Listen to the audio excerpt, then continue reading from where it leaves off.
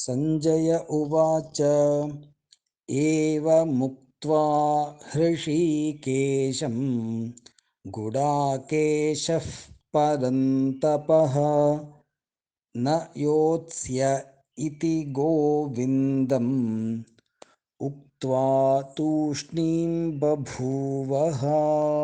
संजय उवाच एवमुक्त्वा हृषीकेशं गुडाकेशः परन्तपः न योत्स्य इति गोविन्दम् उक्त्वा तूष्णीं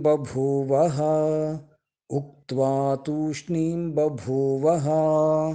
संजय उवाच एवमुक्त्वा हृषीकेशं गुडाकेशः परन्तपः न योत्स्य इति गोविन्दम् उक्त्वा तूष्णीं बभूवः।